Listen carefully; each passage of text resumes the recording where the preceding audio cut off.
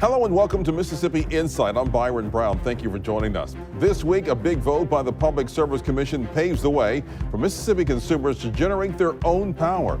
The government is against it. Commissioner Brent Bailey explains why he's all in with the new net metering rules. Also, an advanced tech visionary born and raised in Jackson explains why the capital city is a smart investment for a new tech district. We'll hear from Dr. Nashlie Sephus this Sunday on Mississippi Insight. Lawmakers in the next session may feel some pressure from Governor Tate Reeves to overturn a big move last week by the state's Public Service Commission. The PSC amended their old net metering and interconnection rules on a 2-to-1 vote. The new rules will provide customers of investor-owned utilities with the option to invest in their own ability to self-supply and interconnect with the grid. The rules could pave the way for solar and other clean energy developers, manufacturers, and installers in Mississippi. Several school districts wanted the new rules, but Governor Reeves has called on state lawmakers to overturn them, saying they could raise rates for power consumers. We spoke with Central District Commissioner Brent Bailey about the new rules on Wednesday. Commissioner, we've reported on the Commission's vote to approve these changes to net metering and interconnecting rules. How is this going to impact the average consumer here in Mississippi, both household customers and also businesses? Yes, sir. Appreciate you having me on, Mr. Byron, to talk about our new Mississippi Distributed Generation Rule. And what this is, continuation of efforts over the last 21 months to evaluate what are the opportunities for residential, non-residential, and even school districts to participate in a, energy revolution, an energy transition that we're seeing here across the nation, and how we can help stimulate job creation and economic development while also allowing further diversification of our energy resources. So what this potentially do for residents that may have the choice to participate, and again, this is not a mandatory program, but it's a voluntary program, and it will help facilitate incentives for residential participants, non-residential, and others to invest in generation systems that allow them to self-supply and will give them the opportunity to interconnect to the grid to offset their energy consumption and to reduce their overall energy bills. Talk more about the interest that the several school districts took in this proposal. You got a big response from them, didn't you? Yes, sir. We did. As in our rehearing that we had just a couple weeks ago, we actually had several representatives, superintendents from Lauderdale County and from within school districts in Newton County. And we also received letters from other school districts around the state. And I've personally heard from others in the Central District who were not participants, who did not submit letters, but had phone calls that they were excited about this opportunity to have solar, other distributed generation, but particularly solar, part of our Solar for Schools program, to offset the generation that they, offset the energy use that they consume throughout the year, help bring new revenues, and also reduce their overall energy bill. That reduces the burden on taxpayers, and those monies that saved throughout the year, which could be into the tens of thousands of dollars, can go back in to help supplement teacher incomes, teacher pay, provide new revenue streams for classroom supplies, even help improve the technological aspects of educational facilities and classrooms to better facilitate a more conducive learning environment. Governor Tate Reeves has said that he opposes these changes. He claims that they will raise rates for energy customers, and he suggested lawmakers should overturn any rule changes. Your response? Well, as anything, any decision we make, the Public Service Commission could potentially have an impact on rates. This is, again, a voluntary program, and it depends on if there are participants. May not be many participants in the short term, but in the long run, that certainly could not be the case. While there could be an impact on rates, it's going to be very minimal. If this project goes completely wide open, and if it gets fully utilized, you could see by year 5 of this program anywhere from $1 to $1.50 a month impact on rates. However, those impacts are going to be offset by certain benefits this program provides as well. These are going to be offsetting fuel costs, offsetting transmission losses, more resiliency in the distribution system, and other societal and potentially other energy benefits that go along with that, with the additional capacity and diversification benefits that go along with that as well. But again, this rule, it has restrictions. It has a participation cap. It has a restriction on the size of a system utilized. It has budgetary restraints as well. And what I think, very strong consumer protection measures in that also. But like I said, we make decisions all the time that have upward and downward pressure on rates. I mentioned, the diversification aspect of energy. Our state has really become very dependent on natural gas as a fuel for generating electricity. Nearly 80% of the kilowatt hours generated in the state comes from natural gas fueled generation resources. As we've seen, volatility in natural gas has greatly fluctuated, and we've seen that price increase nearly 400% over the last 2 years, from somewhere around $2 a million BTUs to now $9.5 a million BTUs. Utilities are allowed to recover 100% of those costs as a pass-through to utilities. Something that did not catch the eye of the media, I don't believe, is another decision that we made in the docket meetings that we had this week, where we also adopted the Mississippi Distributed Generation Rule. If, as I mentioned, utilities utilize a lot of natural gas. In the case of Entergy, the amount of natural gas that's been utilized there has created a deficient recovery of rates. We review the amount of gas purchased and the price of that gas on an annual basis. We did that back in early this year, at the time when natural gases were low, and looking at what that potentially the markets would be. We've seen the volatility greatly increase with increased economic development, and of course a lot of the international situations between Russia and Ukraine, and the international demand for liquefied natural gas really coming from the U.S., which creates a new market driver and market pressures for domestic natural gas use. So as we've seen natural gas be utilized, the price go up. That means here in the state of Mississippi, in the Entergy service area, we could be, by the end of the year, see a nearly $400 million deficit on the cost recovery aspect. And we've elected to do certain things to help minimize that. Number one is the SARP settlement that we have with Entergy that's going to put about $200 million into that bucket to offset that nearly $400 million rate recovery deficit. We've also adjusted the price of natural gas for the coming remainder of this year and coming year to more accurately reflect what natural gas prices could look like based on futures, NYMEX, et cetera. We've also chosen, instead of a one-time shot of beginning to recover those rates in the month of June, we're going to slowly increment those recovery aspects. So we're going to have at least a $2.01 incremental addition to bills beginning in November 2022 through April 2023. Cumulatively, that'd be a $12.02 increase implemented over the next 6 months, instead of what could have been, without the mitigation measures I just mentioned, could have been in February 2023, a nearly $30 per month impact upward pressure on rates.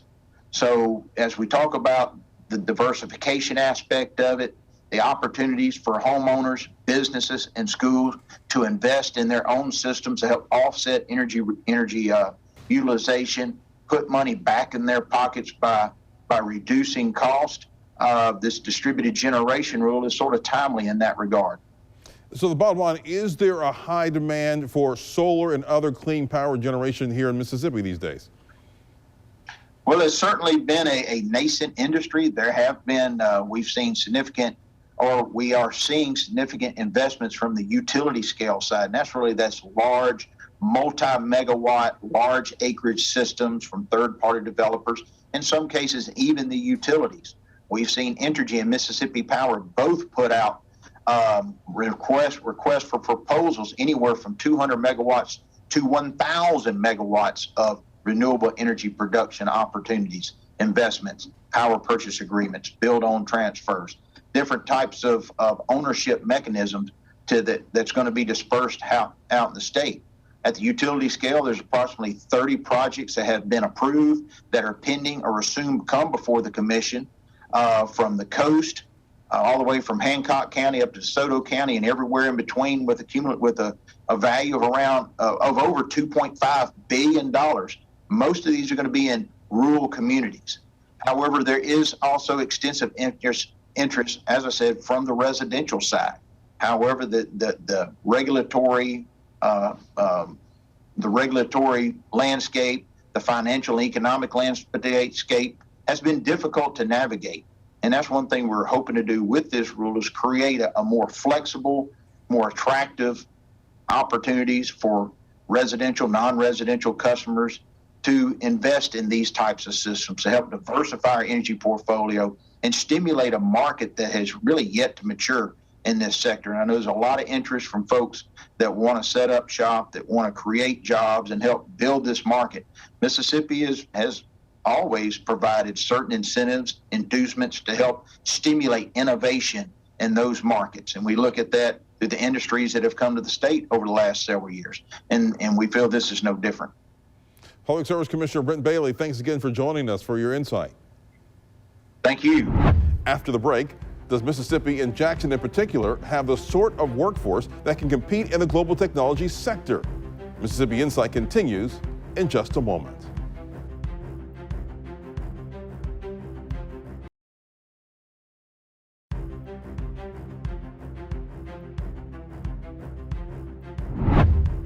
Last week, we brought you a special edition of Mississippi Insight focused on the economy.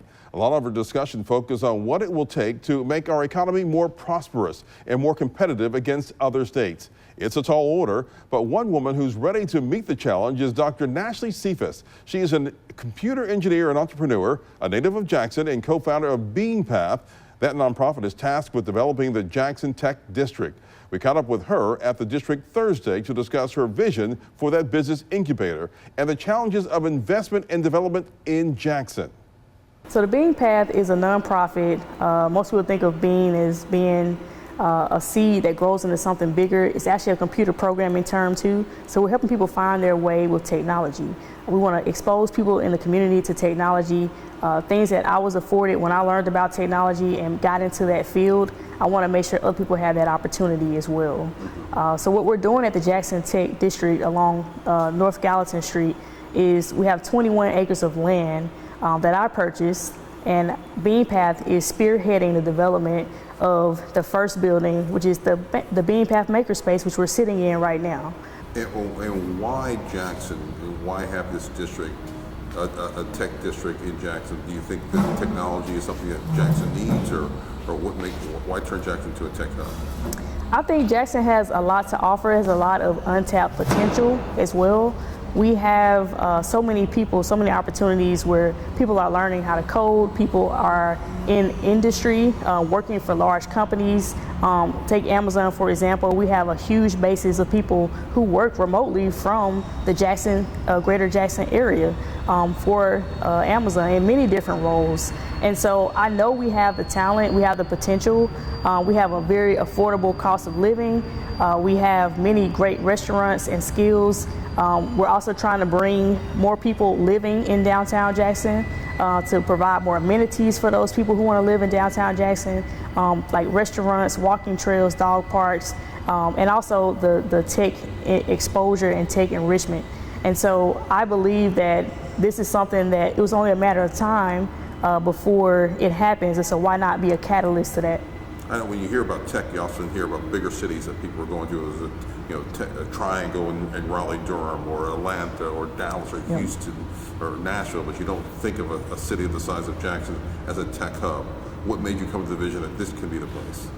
Yeah, so again, I'm a Jackson native, and so I know that there were many other people just like me. We're not just one-offs. I have a lot of folks who come up to me and they say, hey, I really need this, what you're bringing to Jackson. Or people from outside of Jackson say, hey, I have family in Mississippi. I've been looking to relocate there, and I've just been waiting on the right opportunity, and this could be it.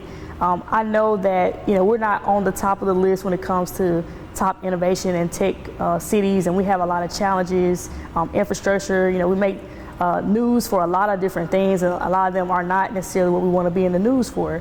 So why not put all the efforts towards what we can do in terms of innovation? Because me having had a successful track record in the tech industry and in my tech career, and I'm from right down the street.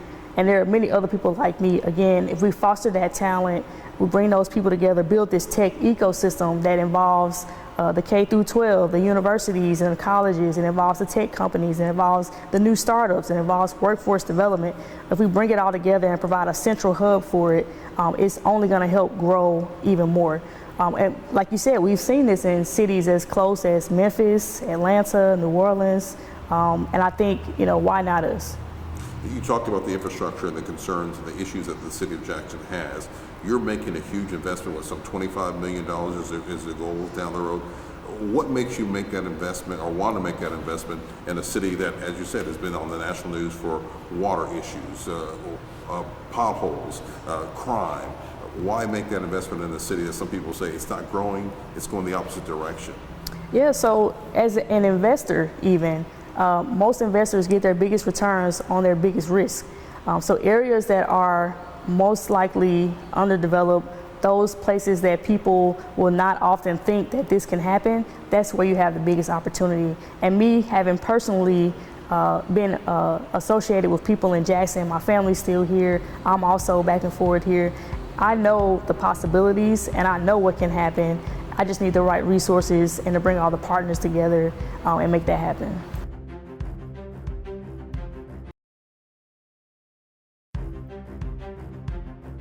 So in 5 years, you can drive down North Gallatin Street and you'll see apartments, you'll see people walking their dogs, you'll see trails and running trails, you'll see restaurants attached to the bigger apartment buildings, offices and office space for you to work in, also the maker space. We have just completed round 1 of our renovations. We have several other rounds coming.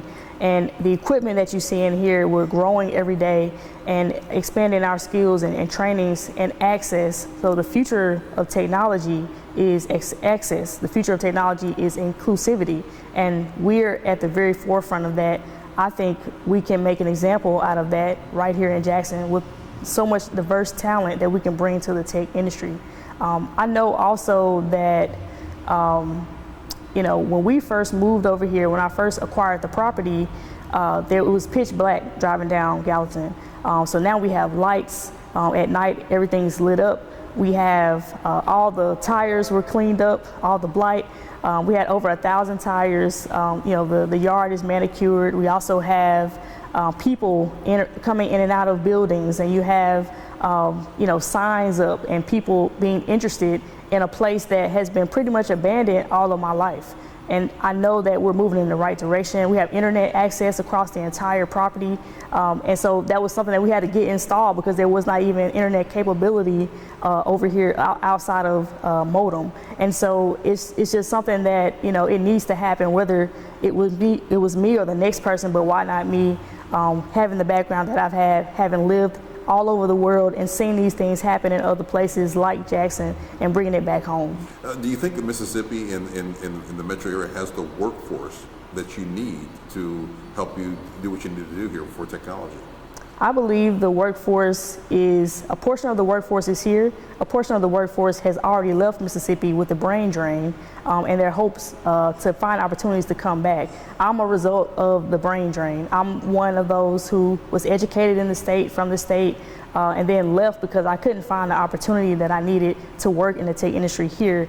And also get paid what I want to get paid. But things are definitely changing. Tech companies especially, allowing their employees to work remotely. So we think Mississippi is a great place to continue to foster the tech talent that's here from all levels. So whether you have a PhD or a master's or undergrad, or whether you're trained on your own as a consultant, maybe you went through a boot camp or you self-taught, either way, there's so many different ways you can get involved in tech and innovation. Or maybe you have your own startup company, and there's so many people that have that. They just need one extra push to get them to the next level, and that's where the Beam Path comes in. And can the salaries, and they make the same kind of money in Mississippi that they're making in other cities and other states? Yes, ever since the pandemic, especially, I mentioned the great resignation. A lot of people are leaving their jobs because they're finding opportunities in other ways to live where they want to live and make the money that they want to make. What advice do you give people interested in developing and advancing in this career?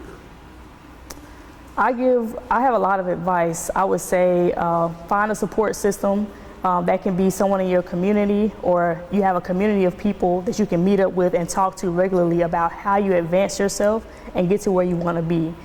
Continue to educate yourself. A lot of the education and learning is self-taught, especially for myself. I have a PhD in computer engineering from Georgia Tech, undergrad in computer engineering from Mississippi State, but a lot of what I'm doing now, it just came about from what I've done in practice, not necessarily what I've learned in the classroom. Did it help? Of course. Would I love to see way more people who look like me getting PhDs in computing? Yes, but not everybody is going to take that path, but there are many other paths for you to take. And so I just want people to understand that there is a place for them in the tech and innovation district.